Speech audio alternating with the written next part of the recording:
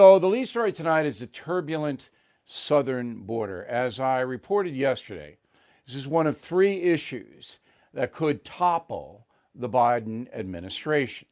And this issue is emotional, it's visible, and it's going to be very, very hard to keep the American people from knowing about it, even though the corporate media will try to ignore it as much as possible. So the Biden administration has made it much easier for undocumented folks to get into the United States in a variety of ways. Asylum, actual crossings. We saw a disaster in California yesterday. We'll tell you about that. But even though Joe Biden has only been president for a little more than a month, he has sent a signal to the world that you can come here. Now, he'll deny it, but it is undeniable, and the numbers prove it. Always go back to the facts, and here they are. So, the United States of America made 78,000 border arrests in the month of January. These are the latest stats we have. 78,000. This is up from 37,000 the previous January, 2020. Okay, so 37,000 January 2020 under President Trump, up to 78,000. These are just arrests. Okay, you assume a lot of other people get over. Second stat. Right now, the Border Patrol is arresting 3,000 people a day. Did you think about that? From Brownsville to San Diego, 3,000 people are being arrested. They have to be processed. You have to deal with them at the flood, all right? That's an 86% rise in arrests in a year. Children, this is the most important issue. In January, 4,000 children, unaccompanied by family members, arrived in the USA and were taken into custody by the Border Patrol. 4,000. That's a 19% increase from December. Okay, remember, the world knew Joe Biden won in November. All right, the world knew that there was going to be an administration change. So right now, total unaccompanied children at the border, 20,000. 20,000 kids right now, right this minute. All right, in January 2020, the number was 12,000. So there's 8,000 more. That's a 64% increase. What happens to these kids? Well, you can't just send them back like some adults get sent back. They got to be tended to. All right, 97% of all the beds are full. 97%. The Office of Refugee Resettlement is not allowing media tours, so you can't see what I am reporting to you because they say because of COVID, but that's not the real reason. I mean, photographers and reporters go in there heavily masked, stay away from the kids and actually see what's going on. They don't want the media to see, they being the Biden administration, which controls access to the migrants who are under detention. Now, in California yesterday, 13 people were killed when a van was smashed into by a big rig, a truck. Okay? There were 25 undocumented aliens in that van. 25. 13 are now dead. The truck driver, 68-year-old Joe Beltran from El Centro, California, is in the hospital. The driver of the van, a Mexican national, is dead. Now, they were able to get across and the van with the 25 undocumented because there was a breach in the wall, okay, according to the Border Patrol. The wall was breached, van came in with the 25 people, 13 of whom are now dead. Now, this is what I said yesterday. This is a very dangerous, deadly situation at the border. You have the cartels controlling the smuggling of people. The cartels will shoot you in a blink of an eye. They'll rape you. They'll take all your money. They'll do whatever they want to do to you. if you're a migrant because you're powerless. If you're a child, you can imagine. The strategy now is if you can get the undocumented child onto U.S. soil, the Biden administration will allow the entire family to come. So the strategy is the cartels charge the father, whoever it may be, $5,000-$6,000. Say, look, we'll get little Jose to the USA. He'll be then processed, and then you'll be able to come over to care for him. That's the Biden policy. That's why you're seeing this flood of children who are unaccompanied. Now, this is all organized. You have to understand this.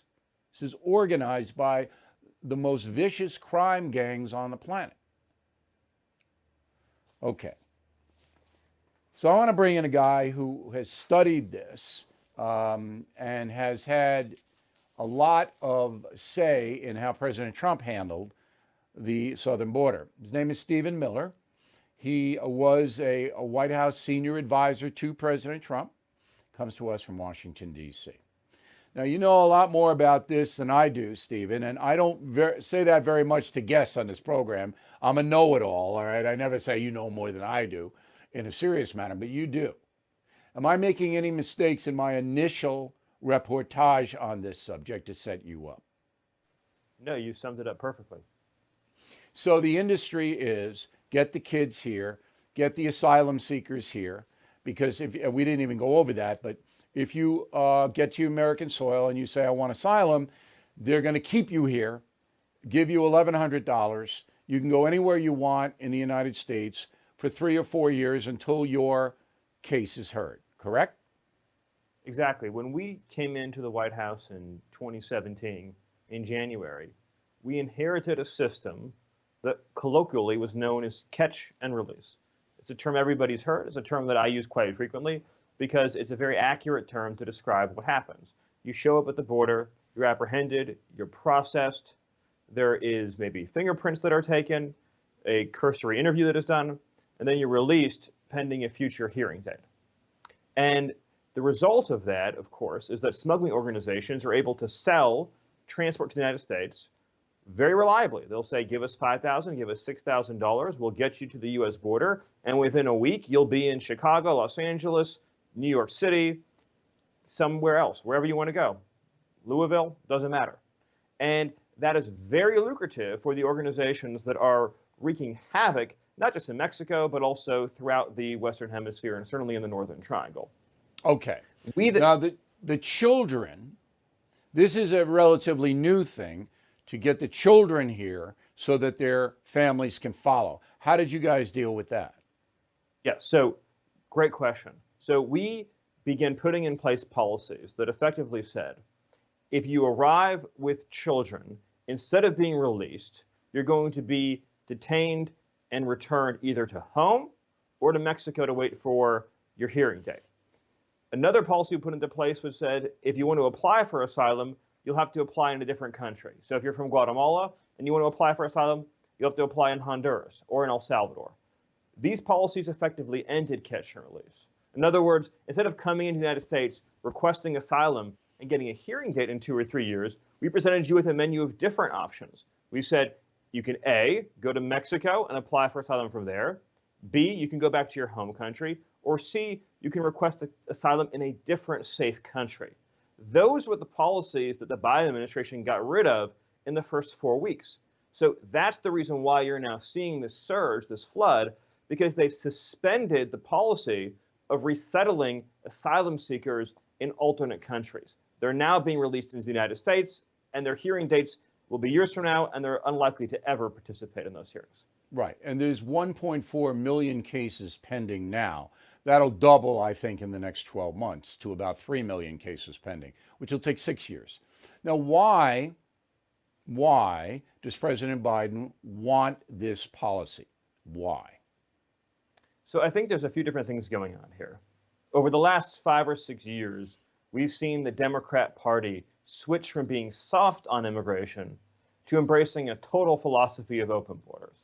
And there's no other way to put it, in the sense that if you show up at the United States illegally and you simply say a magic sentence, you simply say, I want an asylum hearing, and you get released, how's that different from an open border? That's what the definition of an open border is. And we've seen that evolution happen, really, I would say, probably since 2013 until today, when we saw the first surge of young migrants, if you remember back to 2013, 2014. And instead of coming up with the plan to reunite them in their home countries, the Obama administration just had a 100% resettlement policy. Since then, the left has really taken over the Democratic Party, and they've adopted a position of completely open borders. I think the reason for that is because the left, the Democrats, they think illegal immigration ultimately is good for them because they assume that most illegal immigrants who either A, get amnesty at some point in time, or B, they have children, will shift the politics of the country further to the left. I think they also believe that having a sort of a captive low-wage class is also probably good for Democrat policy priorities versus having a larger, more robust middle class, which I think they think is probably better for Republicans. I'll make one other point on this, which is that in addition to that hardcore leftist attitude that's taken over the Democrat Party on this issue, I think there's also some extraordinary reckless naivete on the part of some in the Biden administration, where they were probably so foolish that they actually believed they could dismantle Trump's policies and that nothing would happen. That they actually believed they could get rid of our border security measures and the flood wouldn't come, that they could somehow charm their way out of it. I don't think so. That's proven to be a deadly mistake. Yeah, I don't think they're that stupid. But Joe Biden himself, there's a mystery. Right. Because, you know, he isn't a radical leftist. However, he surrendered totally to them. Any theories as to why? Yeah, so that is the question, right? So is Biden being totally, completely controlled by the radical left inside of his own party? Or is this a case in which he is just hopelessly, completely naive, or both? My suspicion is that Biden has always been a weather vane for the Democratic Party. So whatever was popular or ascendant within his party over his career, he's been for. So when the Democrat Party had a brief period where they were tough on crime, then Biden said things that were tough on crime. And when he ran for president in the most recent cycle, and the Democrat policy was let everybody out of jail and be tough on police and soft on criminals, that became his new position. So I think he said, you know what, the Democrats are now an open borders party, and I'm just going to go along with that. I think that he probably did not appreciate just how disastrous the consequences of that would be. I think the people who are working underneath him, this is their goal. Let's be very clear. The mass entrance and release of criminal aliens and illegal aliens that are happening now with both the ICE and Border Patrol policy changes is the goal. So they're accomplishing what they wanted to. Well, it's going to backlash on them. You wait and see. I know it will. Final question. Your administration, the Trump administration, was criticized for keeping kids in cages. The far left press made a big deal out of that. It was pointed out the policy wasn't that much different than that of President Obama, that children were put in certain facilities. They weren't cages. But do you think that the same policies are under President Biden, or have the kids, do they have better facilities now when they come over here? They had better facilities when we were in charge. The Trump facilities were far better than the Obama facilities. This has been one of the most execrable, horrible lies that have been told over and over again under the theory that if you lie enough, people will accept it. There were never kids put in cages under the Trump administration. The Obama administration in Border Patrol facilities built partitions to separate, say, a 45-year-old criminal alien from Honduras from, say, an 11-year-old girl traveling alone from Guatemala. They built the partitions for the safety of everybody involved. We inherited that, and then we built nicer facilities that we then handed off to the Biden administration, which are now, of course, overflowing because they've suspended most removals. All right. It's a grim picture, Stephen. You know it's grim. But I think that a year from now, and we have this on tape, of course, the American people are going to be absolutely apocalyptic about how President Biden is dealing with this. We appreciate your time very much tonight. Thanks, Stephen Miller. Thank you so much. From Washington. Right. I don't know anybody who likes the cancel culture. My liberal friends don't like it. Conservative friends are crazy about it. I don't know anybody. Now we're going to add to the cancel culture reparations. All right, reparations. Joe Biden's studying it as a commission that he's going to give money, taxpayer money, to African Americans. That's what Biden wants to do. This, of course, will cause, as I said, all kinds of angst. Now, Biden has already told you about equity, which is favoring one group of Americans over another group. That's what equity is. Okay? It's not all men are created equal. No. It's some groups are going to get more stuff from the federal government, and some groups aren't, but those groups who are not are going to pay for this stuff that we give to the favored groups, the most favored groups. That's equity. Okay, so that's what reparations is. Now, will it get through? No. Will it pass as law? No. I can't see it happening. All right, because conservative Democrats in the Senate, no, they're not going to go for it. So you'll peel off 5 or 6 Democrats in the Senate going to tell Chuck Schumer to go, you know what. Now, it's not going to get through. But by executive order, by other fiats, there will be government resources directed to certain groups. Now, that in itself is not a bad thing. I have said for decades that minority Americans, children coming from devastated families, should get special attention in the public schools. All right? You can put them under learning challenged or whatever. They should have special attention. That's good. We should all pay for that. It's not the kid's fault the father runs out on them. Okay? Not the kid's fault that 72% of African American families now birth children out of wedlock. That's not the kid's fault. The government has a moral obligation to help those children. Okay? And don't tell me it's the parents this, it's the parents that. Government can't do that. Can't force you to be a good person or a good parent. It's impossible. But you can help kids. And that's the key to giving them an equal opportunity someday to pursue happiness. All right. So that's the reparations stuff. And we'll be reporting more on that as it unfolds. The cancel culture social stuff is more annoying than anything else. So I just put together a list of 12 things that have been canceled. Put the first 6 up on the screen. The Muppets. The Muppets are now, I don't know whether they're fascists or racists or what they are, okay? But the Muppets are no good. Aunt Jemima gone. Aunt Jemima, the pancake, no more Aunt Jemima. Mrs. Butterworth is going with Aunt Jemima into retirement. I hope maybe they'll be down in the villages. I don't know, but they're gone. Uncle Ben, he goes. He goes with the Aunt and Mrs. Butterworth. Cream of wheat. No more cream of wheat. I don't know why. Eskimo pies, gone. Inuit pies? Eskimo, you can't say Eskimo. Here's the second. Land O'Lakes butter, gone. Because they had an Indian on the package. Gone. Gone with the Wind. Don't you dare. Don't you dare. Read the book or watch the movie Gone with the Wind. Mr. Potato Head. You can't have Mr. Can't have a patriarchy. Nope. Mr. Potato Head sometimes is going to morph into something else. Washington Redskins, gone.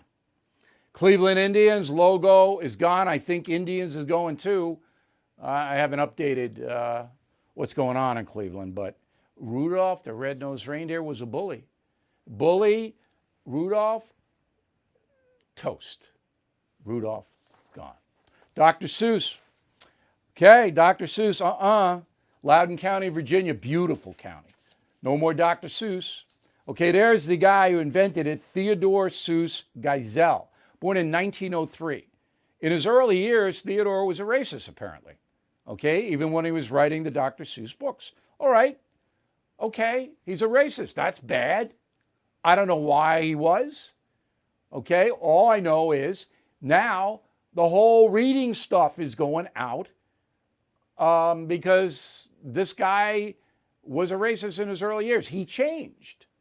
Dr. Seuss changed. Everybody admits that he became a good person. I don't know how. I don't care. All right. Now, Barack Obama, all right, this is what he said in 2015, the president.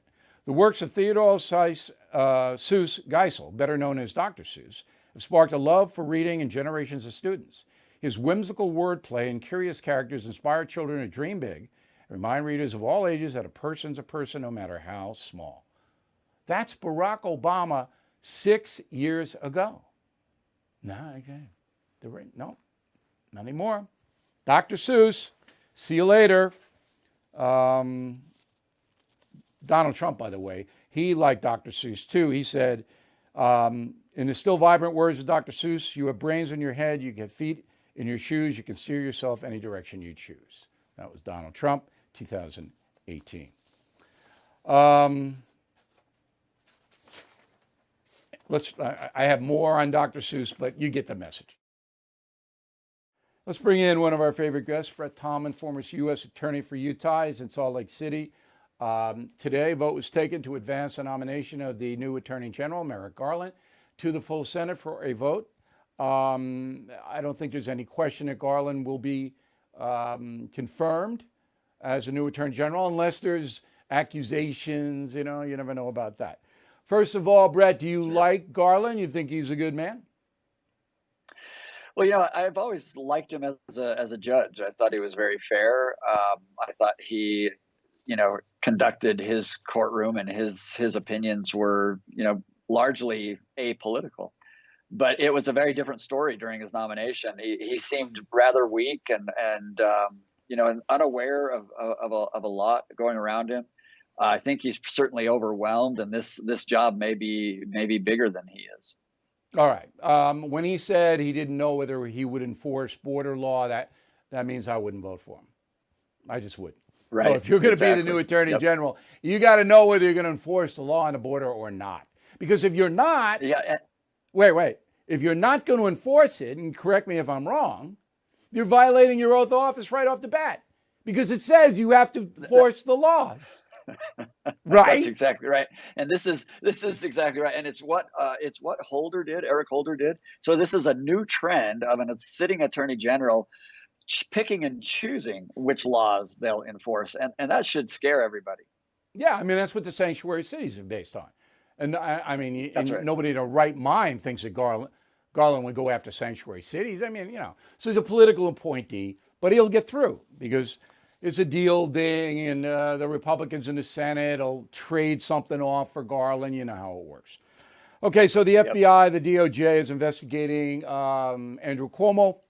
I don't know really what for, cover up the information about deaths, COVID deaths in nursing homes. I guess that's what it's about. Can you help us there? Yep. I've spoken to a couple of sources that are, in the Department of Justice, and one of them a fellow U.S. attorney actually right now in office, that has indicated that, the investigation got reinvigorated after some of the exposure of the lies and the efforts to try to hide. Bill, they can use wire fraud in order to gain access to a lot of his communications, and then they can look at obstruction of justice and even because they asked questions, the Department of Justice asked questions. They're looking at whether or not he has lied or had others lie on his behalf to federal officials. What you're saying is they can find a crime if they want to. They can find it. That's right. But Merrick Garland's not going to want to. He's not going to want to. No, it's unbelievable right now, because it used to be that somebody if you were a Democrat in office and you held the prosecutorial power, you really wanted to be the one to show folks that you put politics aside and you would go after those in your same party. Now it's not the case. No You, way. you don't There's no prosecute way. those in your same party. Right. And on that note, the district attorney of Manhattan wants to find a crime about Donald Trump's financial dealings. And so now he's got all the tax returns. But here's the rub on that. If Donald Trump and his organization filed the tax returns legitimately to the IRS and they didn't have a beef, how can an attorney general in a jurisdiction then override that and charge Trump with anything? Yeah, I mean, you hit the nail on the head. The IRS, if there's ever an agency that would love to take down someone like Donald Trump, it's the IRS, and they have had years and years and years. And it's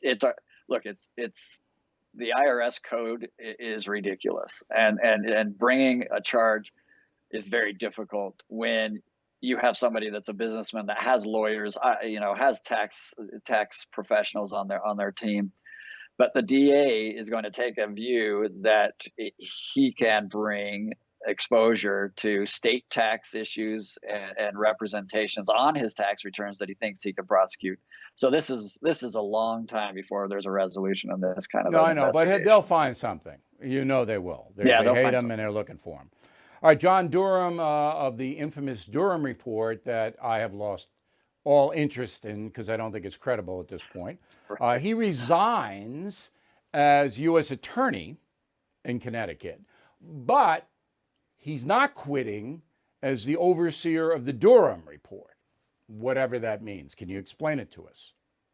Yes, there was a notice given to every sitting 92 U.S. attorneys that they were to step aside and offer their resignations. And Durham, I mean, this is not necessarily unprecedented. Bill Clinton did the same thing. John Durham, probably knowing that he hasn't really been leading that office, except remotely, while he investigates this, probably stepped aside in order to be a good soldier. But I'm told that there was no inclination for him to step aside as special counsel. All right, but come on, Brett. I mean, it's too long, Bill. It's been too long. It's just lost not going all to the happen. Yep. Yeah, right. I mean, maybe they'll get some other guy. They got one FBI guy or something like that. But it's just not. And Hunter Biden, forget it. I mean, it's never. They're never, ever. I'm still holding out a little bit of hope on no. But I could be wrong on that one too. Yeah, I mean, I hope you're right. I hope justice is done. So. I mean, all I want is justice. That's it. If Hunter Biden didn't do anything, fine. If there was no corruption within the FBI or CIA on Russian collusion, fine. Find that hard to believe with all we know. But, I don't think at this point, Brett, any clear-thinking American has any confidence in the Department of Justice. Last word. Yes, and that's why Director Wray needs to be replaced. And if Merrick Garland can't conduct this in a way that shows he's above politics, then he needs to be replaced. We need to get back to a Department of Justice that will investigate it. Yeah, Not going to happen under Biden. It's just not. All right, Brett, thank you very much as always. Stay well out there in Utah. Thanks, Bill. Now, why does the left want to keep everything shut down? Isn't that the key question here? Why? It's never been defined. There isn't a paper I can show you or an opinion piece that I can show you. Now, why the progressive left wants to keep the country shut down.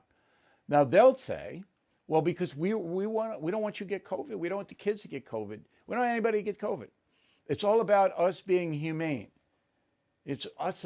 We care so much about you, O'Reilly, and your family and everybody else that we just don't want any chance of COVID getting to you. So we're going to shut everything down. And the teachers aren't showing up. Now, the collateral damage of that is way more than getting COVID, unless you're an older person with a precondition. But you can't debate it. But here's the real reason, in my opinion. I can't back it up, but in my opinion. Okay. The progressive forces in this country want a strong central government in Washington and each state capital run by progressives, far left people. They want the government to tell Americans what to do, when to do it, how much they can have, how much they have to give to the government. They want to control our lives top to bottom. One way to control is to have the power, whether it be the president or the governor, telling you when you can open your business, how many people you can have in there. They want to establish that control. COVID has given them the opportunity to establish central government control, which is the key to socialism. There isn't any country ever that's been a hardcore socialist government that hasn't had totalitarians running it. And that means removing freedom of speech, dissent, all of that. That's what I think is going on here. But again, I can't prove it. Another crazy liberal state is New York. So Governor Andrew Cuomo had a press conference today, first one in a long time. And the most serious allegation against the governor doesn't have anything to do with misbehavior in women. It has to do with him covering up an executive order he signed that allowed senior citizens with COVID who had it to go into nursing homes where they lived and spread it to everybody else. Cuomo did that. It's almost inconceivable, but he did it. And then he tried to cover it up. And his own people admit it. So they're not allegations. It's basically on the record that he did it. So now the Justice Department is investigating. Now, will anything happen to Andrew Cuomo under Merrick Garland, the new Attorney General? Probably not. Probably not. The state of New York also investigating it. That's a little more shaky for Cuomo because Letitia James, the Attorney General, wants to be governor, wants to take Cuomo's place. So she's got an agenda to get him. But Cuomo himself, okay, the misconduct stuff, he's going to get by that because there's no recall here, to impeach him. They're not going to do that. He'll probably get by that. He knows he will. And so today he said this. Go. I never touched anyone inappropriately. I never touched anyone inappropriately. I never knew at the time that I was making anyone feel uncomfortable. I never knew at the time I was making anyone feel uncomfortable. And I certainly never, ever meant to offend anyone or hurt anyone or cause anyone any pain. And I've learned an important lesson. I'm sorry. I'm sorry for whatever pain I caused anyone. I never intended it. And I will be the better for this experience. Thank you. Okay. So there'll be more misconduct. That's the way this works. Okay, because there are people who want Cuomo out. The progressive left doesn't want him as governor because he's not loony left enough for them. The Ocasio-Cortezes, the de Blasios, they want him out. So believe me, they're looking for other people to accuse him of misconduct. Okay, so don't be surprised if that comes. But he'll get by that. But I don't think he can run again. Here's a very interesting thing. No one will report but me, which is why you are here. So there is a Center for the Study of Partisanship and Ideology. It is based in Great Britain. A man named Eric Kaufman is a member of this center. He did a study on conservatives on college campuses, okay, both in the USA and Britain and Canada. So here's what he found out. 1 in 3 conservative academics and graduate students have been disciplined or threatened because of their beliefs. 1 in 3. All right? 4 in 10 American academics say they would not hire a known Trump supporter for a job. 40%. Okay? 75% of American and British conservative academics in social sciences and humanities say their departments offer a hostile climate for conservatives. 75%. Okay? And so the conclusions of the study is this, quote, at this point, only a proactive approach can work, such as the policies recently announced in Britain, in which public universities are to be audited and potentially fined for academic freedom violations each year by the government. In the U.S., state or federal authorities must regulate public universities to ensure they protect the First Amendment rights of staff and students and don't discriminate against political minorities, that would be conservatives.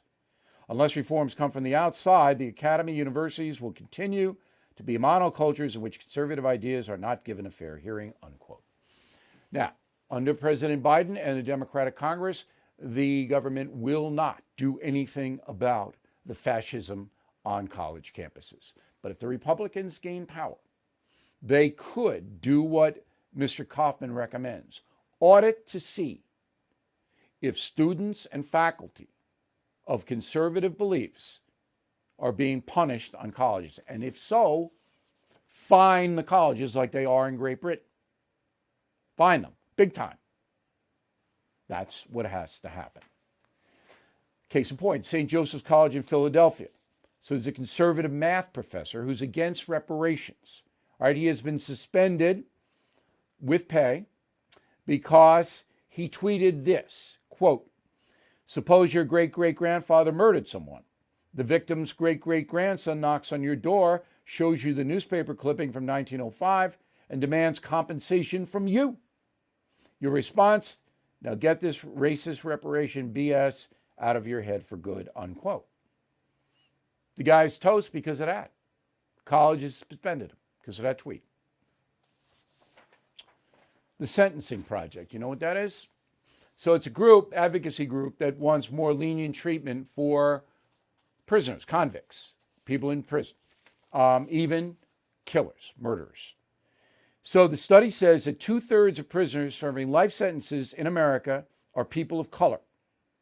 All right? 200,000 people are serving life. 2/3 of them are people of color, according to a study by the Sentencing Project. But here's what the Sentencing Project leaves out. 60% of all American homicides are committed by African Americans. 60%. African Americans comprise 13% of the population. So yeah, if 60% of all the murders are being committed by a group, that group is going to have life sentences out of proportion.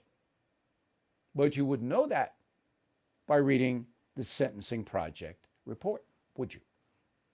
Okay, Sentencing Project urges reforms, voting rights for inmates, commuted sentences for inmate populations at the federal level most vulnerable to the coronavirus, abolishing life without parole sentences so that if you're a serial killer, if you kill 50 people, the Sentencing Project does not want you to get life without parole. Okay? Limiting sentences to 20 years, except in rare cases. So if you kill your wife, your husband, your children, 20 years, not life. This is the far left. This is what the progressive movement wants. There are 42% of people serving life for drug trafficking. These are the top of the line cartel people. All right, these are the mafioso chieftains who import tons of heroin, cocaine, methamphetamine, and they should serve life. Now, I told you about the cable TV industry falling apart, okay? All right. So now I'll back it up with facts. So I know many of you do watch cable TV. So MSNBC and CNN in February, this February, just a few days ago, their ratings were higher this year than last because of the new incoming Biden administration. But in the past 10 days, CNN and MSNBC have crashed. We will see that number in April, okay? Now, they came out with the February numbers, and I thought Fox News was pretty interesting. So when I was at Fox, we were dominant number one. Every show, everywhere, wasn't even close. There wasn't a challenge on any level, anywhere, for 16 years. It took us 4 years to get there, and then we held it. Now, total day viewers, FNC, February 2021, down 32% from year to year. That's because Donald Trump isn't there. All right? Primetime viewers, down 30%. The 25 to 54 demo in primetime, which is what they set their ad rates at, down 38%. It's a catastrophe. And I knew it was going to happen because Donald Trump was the star of all cable news for 5 years. And now he's not there. And so they were so dependent on him. What do they do now? People don't care about Andrew Cuomo. So I thought you'd like to know that. So as I said in my column on BillO'Reilly.com, the Kavanaugh effect, all of this Cuomo piling on now is karma. Governor of New York on the ropes. He's done as a national figure. I don't know whether he survives in Albany or not, but it's really brutal. All right, the pile on is terrible. So I asked my staff, because I just can't do this anymore, to watch The View today to see how they handled Andrew Cuomo. And in the beginning, as I write in my column, the left ignored the story, but now they can't. So The View is a hate fest, not Whoopi Goldberg. I'm giving her a pass. I don't think she's a hater. Known her a long time. But Behar and Navarro, they are haters off the chart. Disney writes them a check every week. You didn't make the call on that. Anyway, they blame Republicans. But Cuomo, that's what they did. Just thought you'd like to know. See you tomorrow.